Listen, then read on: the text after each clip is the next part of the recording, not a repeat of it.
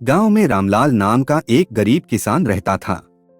उसकी 3 बेटियां थीं, सीता, गीता और रीता।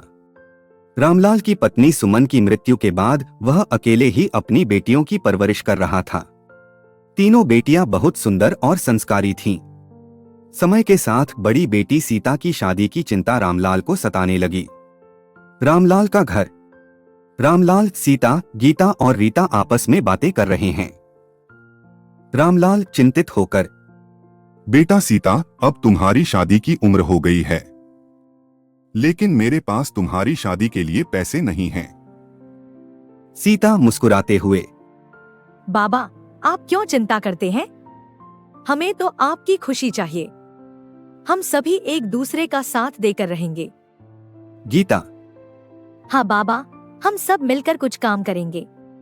शादी के लिए पैसे जुटा लेंगे। रीता उत्साह से, और बाबा, हमें आपकी मदद की जरूरत होगी। हम मिलकर कुछ ना कुछ जरूर कर लेंगे। कुछ दिन बाद रामलाल का पुराना मित्र श्याम उसके घर आता है। श्याम हंसते हुए, रामलाल भाई, बहुत दिन हो गए तुमसे मिले। सब ठीक चल रहा है ना? रामलाल उदास होकर, श्याम भाई, सब ठीक है, पर चिंता है बेटियों की शादी की। श्याम, तुम चिंता मत करो, भगवान ने चाहा तो सब ठीक होगा। क्या तुमने कोई उपाय सोचा है? बेटियां कुछ काम कर रही हैं, पर शादी के खर्चे इतने होते हैं कि सोचकर ही सिर भारी हो जाता है। तुम्हें याद है जब हम बच्चे थे, तुमने मुझे हर समस्या से उबारा था। आज मैं तुम्हारी मदद करना चाहता हूँ। रामलाल हैरान होकर, श्याम, तुम तो अब बड़े आदमी हो गए हो, तुम कैसे मदद करोगे? मैंने अपने बेटे के लिए सीता जैसी लड़की की तलाश की थी। मुझे यकीन है कि वो इस परिवार को खुश रखेगी। अगर तुम सहमत हो तो हम इस रिश्ते को जोड़ सकते हैं। रामलाल खुश होकर, श्याम भाई, ये तो मेरे लिए भगवान का वरदान है, मुझे इस पर कोई आपत्ति नहीं। तो फिर हम जल्द ही शादी की तैयारियां शुरू करेंगे। सीता की शादी का दिन। गांव के लोग रामलाल के घर आते हैं और शादी की रस्में पूरी की जाती हैं।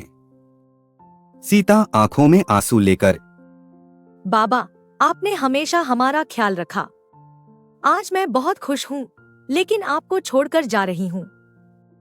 बेटी, तुम्हारी खुशी में ही मेरी खुशी है। तुम जहां भी रहो, खुश रहो।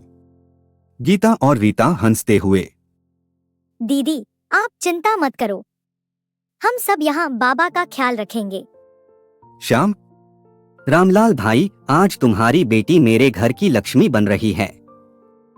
श्याम, तुम्हारी दोस्ती के लिए मैं हमेशा आभारी रहूंगा। भगवान ने मेरी बेटियों की खुशियां लौटा दी। शादी की रस्में पूरी होती हैं और सीता विदा होकर श्याम के बेटे के साथ ससुराल चली जाती है।